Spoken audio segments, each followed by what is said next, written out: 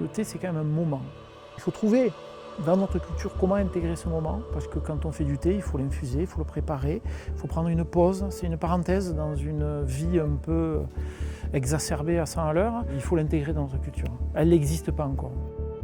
Moi, je suis plutôt d'une origine viticole. Enfin, mon papa a des vignes, mon grand-père a des vignes, mon frère est œnologue. J'ai travaillé pas mal dans les luttes alternatives aux pesticides et je travaille toujours dans ce domaine-là. Et quand j'ai créé mes coffee shops salon de thé à Toulouse, et recevoir les thés de l'autre coin de la planète sans pouvoir être acteur, voilà, ça me gênait un peu. Je me suis dit, tiens, pourquoi ça n'existe pas en France? Qu'est-ce qui se passe? Et en prenant ça de manière assez rationnelle, en te disant, bon voilà, le problème du vent, comment on peut le régler? Le problème du soleil, l'eau, comment je peux gérer? Les ravageurs, les maladies. Et bien en fait, tu prends chaque problématique et tu montes un système que tu essaies résilient aussi, en essayant de ne pas utiliser de l'azote, de la chaleur, parce que ça coûte cher. Tu vois le vent qu'on sent un petit peu là, c'est la thermodynamique, c'est-à-dire que l'air chaud part par les ouvrants parce qu'on ouvre un peu là.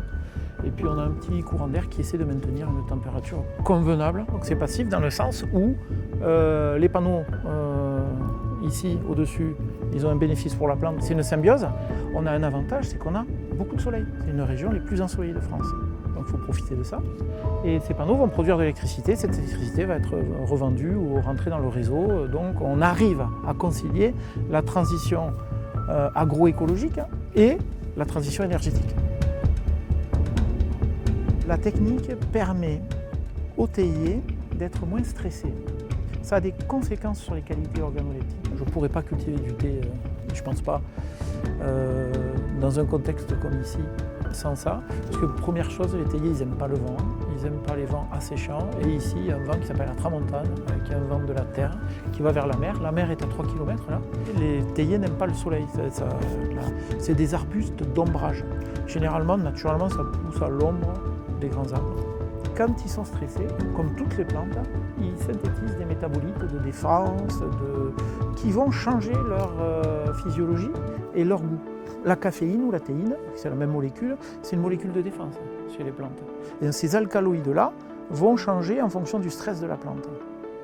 Et donc, on agit sur ça, on les protège, on ne les fait pas stresser, on les protège du vent, on les protège du trop de lumière, on les coucoune pour qu'ils se sentent bien et qu'ils produisent quelque chose de doux, de pas astringent. Donc voilà, il y a quand même une qualité, une volonté de faire de la qualité, parce que le thé, c'est un peu comme le vin, tu vois, c'est des variétés, c'est un millésime, c'est des terroirs, c'est de la transformation, c'est tout ça. Le terroir, c'est pas juste le contexte pédologique, c'est-à-dire le sol, c'est tout ce qu'il y a autour, le climat, l'humidité, les ravageurs, et ça a un impact énorme.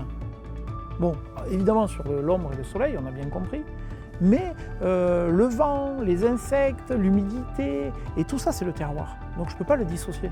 Ce n'est pas un équipement, un tracteur c'est un équipement, ça ne va pas influer. Là c'est totalement dans le système. Alors moi j'arrive à récolter d'avril, tu vois, à peu près, jusqu'en décembre. Et on a une période de dormance, ce qu'on appelle, où le théier, c'est important pour lui, il va se reposer. Voilà, l'hiver, de décembre, on va dire, à février-mars. On n'utilise pas d'insecticides de synthèse, mais comme on est dans l'agriculture biologique, on va essayer d'avoir un modèle le plus résilient possible. On a fait des lâchers d'insectes auxiliaires, ça s'achète, qui vont réguler les populations de thrips, pucerons, qui sont eux les ravageurs des plantes. Les serres permettent ça. Tu peux faire des lâchers d'insectes auxiliaires dans ces serres. Donc là, tu vois, par exemple, là, je vais te montrer une jeune pousse. Je récolte ça. Donc là, tu as l'aiguille qu'on appelle l'aiguille d'argent. C'est une feuille enroulée. La voilà.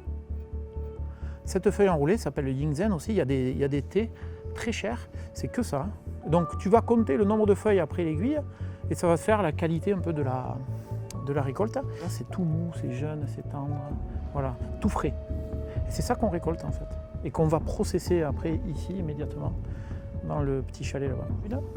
Chaque thé que je récolte, je peux en faire du thé vert, du thé noir, du thé blanc, du thé bleu, du oolong.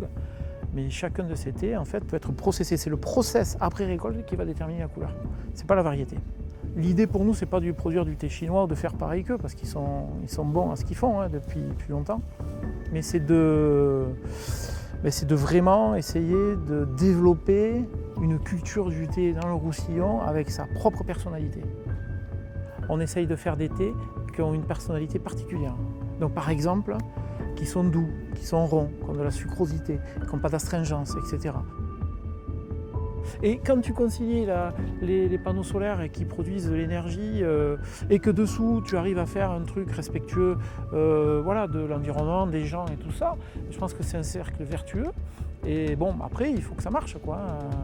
Il n'y a pas le choix. Et pour que ce système soit déployé, il faut qu'il montre un modèle économique viable. Moi, je pense que c'est très bien adapté au thé. Voilà. C'est ça que j'ai démontré. C'est très bien adapté en quantité, en qualité, en beaucoup de choses dans ce contexte-là. Sur le papier, c'était possible. Et là, voilà, force est de constater qu'on y arrive, quoi. Bon, c'est démontré. Il faut du temps, il faut être patient. Hein. Je pense qu'il y a, en fait, l'agriculture va se transformer par les agriculteurs. Moi, je trouve que les agriculteurs sont hyper innovants. La jeunesse qui arrive et les nouveaux, je suis vraiment très optimiste parce qu'on va changer de modèle et parce que aussi, bon, on n'a pas trop le choix, quoi. Il faut changer un petit peu le modèle, mais je suis vraiment assez optimiste. Ouais. Je sens qu'il y a un engouement, qu'il y a des choses qui bougent, qu'on utilise de plus en plus l'agriculture de précision, des nouvelles technologies, et ça bouge. Ouais, ça bouge.